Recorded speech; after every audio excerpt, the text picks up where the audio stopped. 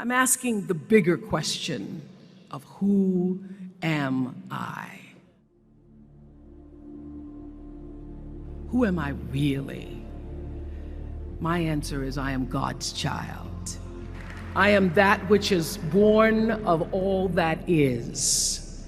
I am, as Pierre de Chardin said, a spiritual being having a human experience, come trailing the breath of the ancestors, yet but trailing the breath of the angels, and understanding that because I am connected to the source of all that is possible for me. And what do I want? I don't want to just be successful in the world. I don't want to just make a mark or have a legacy. The answer to that question for me is I want to fulfill the highest, truest expression of myself as a human being. I want to fulfill the promise that the Creator dreamed when He dreamed the cells that made up me. What do I want? You must have some kind of vision for your life. Even if you don't know the plan, you have to have a direction in which you choose to go. I never was the kind of woman who liked to get in a car and just go for a ride. You want to be in the driver's seat of your own life, because if you're not, life will drive you. Knowing who you really are in this space and time that we embody. That's number one. What do you want? Who are you? Number two, you must find a way to serve. Martin Luther King said that not everybody can be famous, but everybody can be great, because greatness is determined by service. Now, we live in a world where everybody wants to be famous and where we admire people for just being famous. We think being known brings us value.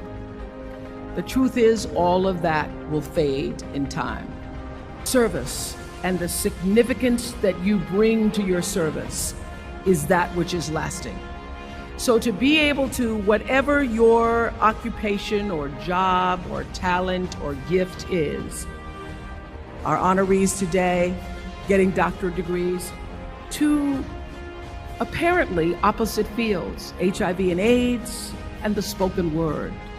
But what they have in common is service, using the spoken word in service to community and the world, using your knowledge and information about HIV and AIDS and medicine in service to the world. And if you look at all the most successful people in the world, whether they know it or not, they have that paradigm of service.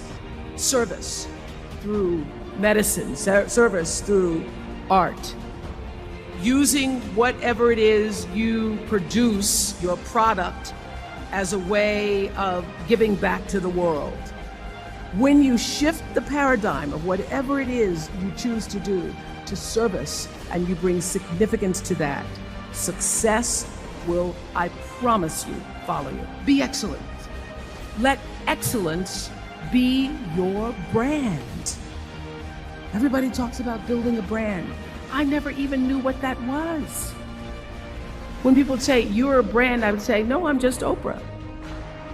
What I recognize now is that my choice to, in every way, in every example, in every experience, to do the right thing and the excellent thing is what has created the brand.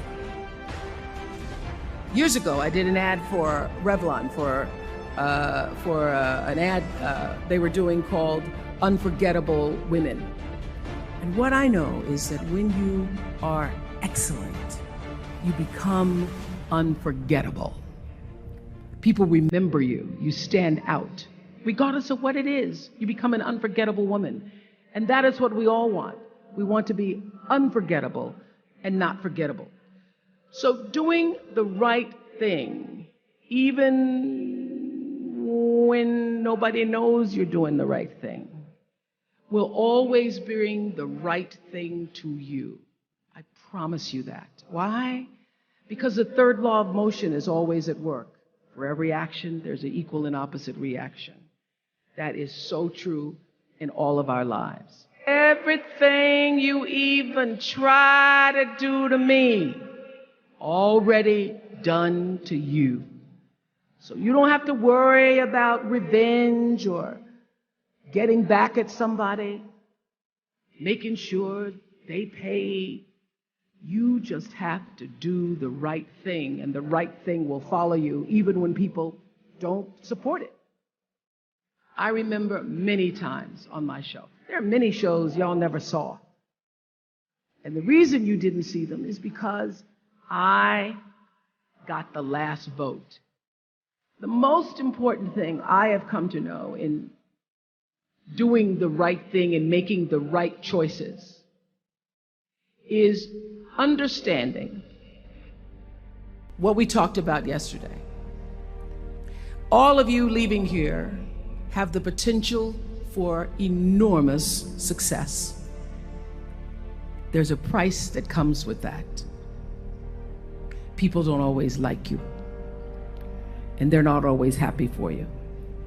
And if you surround yourself with people who are not accustomed to your success, they become fearful, they become scared, because you are reflecting back something to them that they don't recognize.